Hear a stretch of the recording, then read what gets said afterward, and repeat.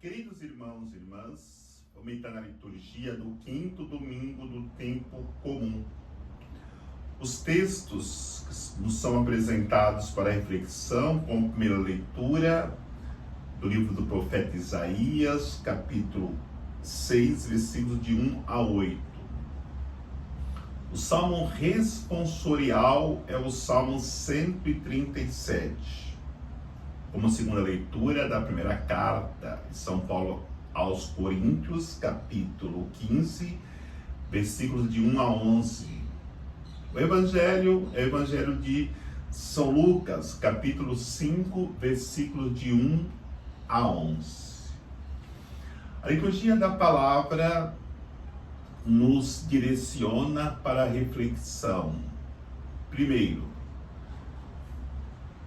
devemos experimentar a glória de Deus. Dentro da glória de Deus, nós não podemos nos colocarmos como incapazes de vermos a glória de Deus e nos colocarmos a serviço, porque Deus se faz misericordioso para que diante da sua glória nós possamos cumprir a nossa missão. A leitura coloca exatamente isso: Deus na sua glória, com os serafins e os querubins, glorificando ao Deus onipotente, mas esse Deus que é glorioso faz uma proposta para um pecador, que é o profeta Isaías.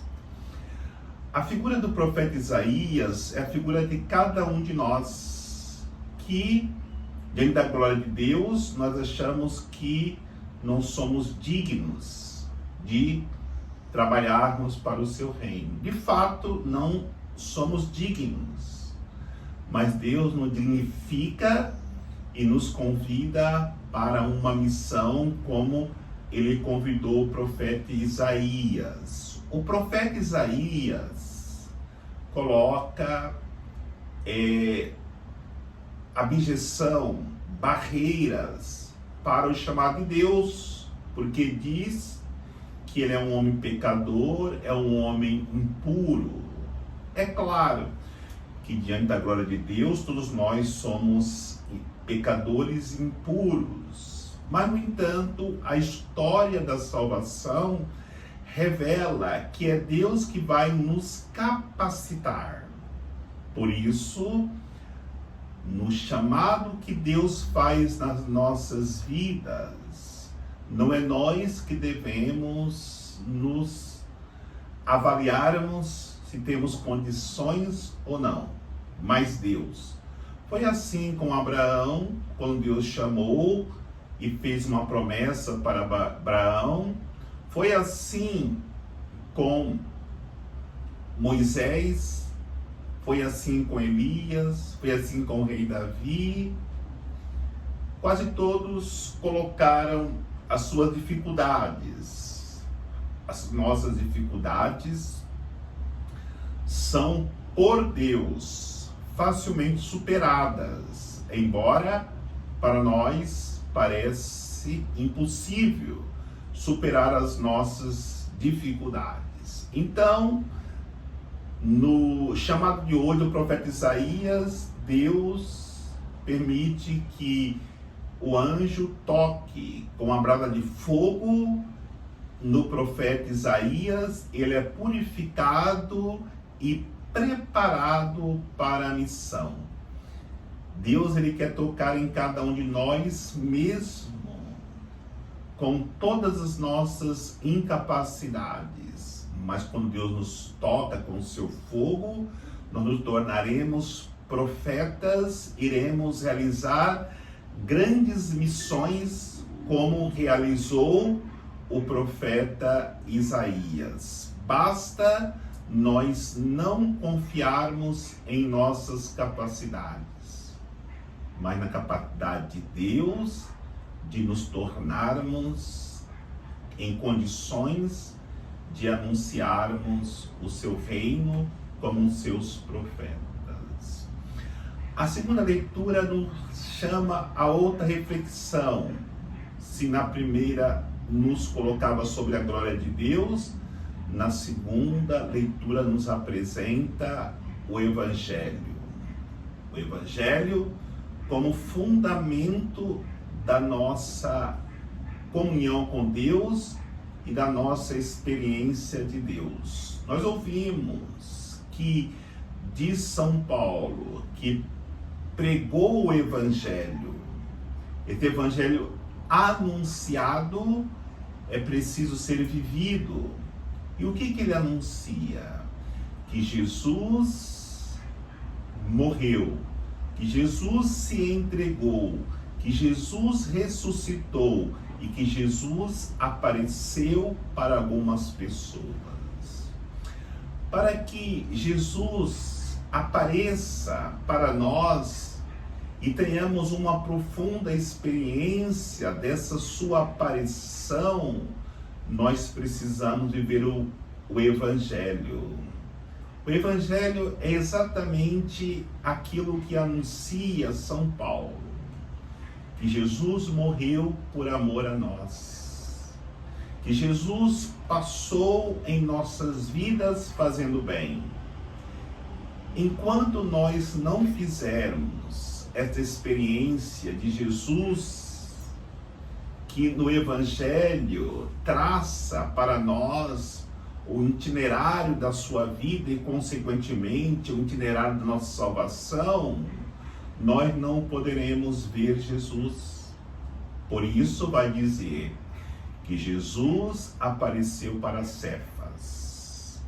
Cefas é Pedro, que teve que fazer a experiência da cruz, que teve que aceitar o Evangelho com todas as suas consequências, que teve que fazer a experiência do ressuscitado. E aí vai dizer que apareceu para mais de 500 pessoas, para Tiago. Deus vai aparecendo para aqueles que têm a experiência do Evangelho, que encarna em si o que nos ensina o Evangelho. Talvez a situação ainda hoje seja semelhante à de São Paulo, antes de São Paulo fazer a experiência do Evangelho. Perseguidor da igreja, não acreditava que Jesus é o Filho de Deus, até que no caminho de Damasco ele faz a experiência de Deus. Porque Jesus apareceu para ele, ele se abriu ao Evangelho, à Boa Nova. Por isso que ele diz hoje que apareceu por último para ele, porque como um abortivo, ele perseguia a igreja de Jesus Cristo. E depois dessa experiência ele diz, eu sou o que sou. Fazendo assim uma menção daquilo que Jesus fez na sua vida, mesmo outrora, ele sendo esse grande pecador, grande perseguidor da igreja. Depois que abre o coração, a sua vida é transformada. E a experiência que ele faz de Jesus é uma experiência que o levou a nunca mais voltar ao pecado, voltar à vida velha. Caminhou na vida nova em Cristo. Por quê? Porque fez a experiência do Evangelho. Se fizermos a experiência do Evangelho, não tem como nós não fazermos a experiência que São Paulo fez. Viver plenamente em Cristo. E o Evangelho, a nossa terceira reflexão, é a questão da barca de Jesus. Minha leitura fala da glória de Jesus, que o pecador pode fazer experiência. A segunda leitura fala da experiência do Evangelho. E quem abre o coração pode fazer a experiência do Evangelho de salvação. E o Evangelho fala, para podermos ter esse encontro com Jesus, precisamos entrar no seu barco. Mas como entrar no barco de Jesus? Se existem hoje tantos os barcos que nós não sabemos com certeza qual é o barco de Jesus. O barco é a igreja. Existem hoje tantas igrejas que temos dificuldades para sabermos se estamos de fato no barco de Jesus.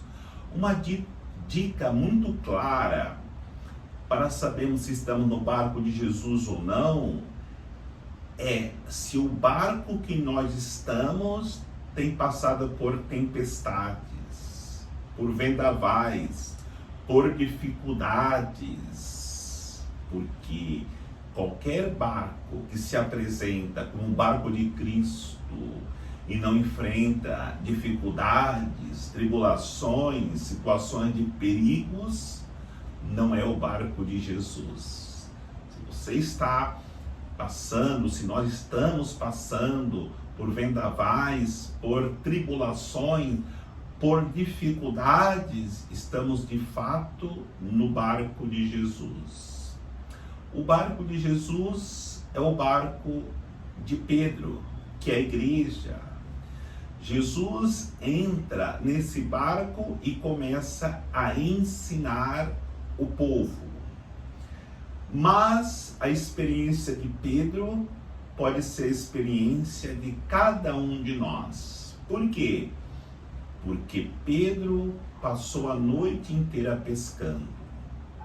E como profissional da pesca, ele sabia que era impossível durante o dia conseguir pegar algum peixe.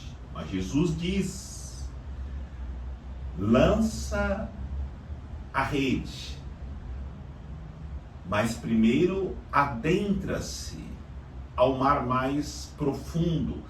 Sai da superficialidade, sai do comodismo e lança a rede para o mar mais profundo.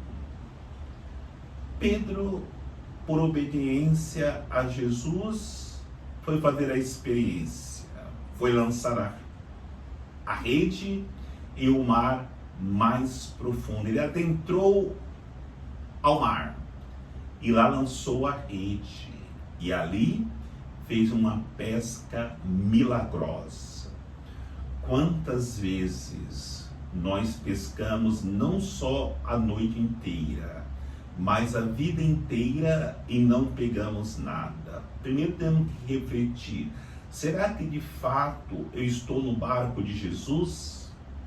Será que quem eu estou obedecendo é de fato Jesus? No momento, diante das nossas convicções, como Pedro tinha as suas convicções como um grande pescador que era, e deixarmos as nossas convicções e obedecermos a Jesus, o milagre poderá acontecer em nossas vidas. Não só o milagre de uma pesca milagrosa de peixes, mas o milagre aconteceu dentro de Pedro, dentro daqueles pescadores, porque Jesus fez a proposta para eles: vocês experimentaram essa pesca milagrosa. A partir de hoje, vocês serão pescadores de homens. E aí está o grande milagre. Eles deixaram tudo e seguiram a Jesus. Porque a partir daquele momento, não seriam mais pescadores de peixes, mas de homens, para colocá-los no aquário de Jesus e ali pudessem experimentar todo o amor que Jesus tinha para com eles pudessem assim experimentar a alegria da salvação que acontece no momento que entramos no barco de Jesus e ali ouvimos a sua palavra de salvação. O Senhor nos abençoe, em nome do Pai, do Filho e do Espírito Santo. Amém.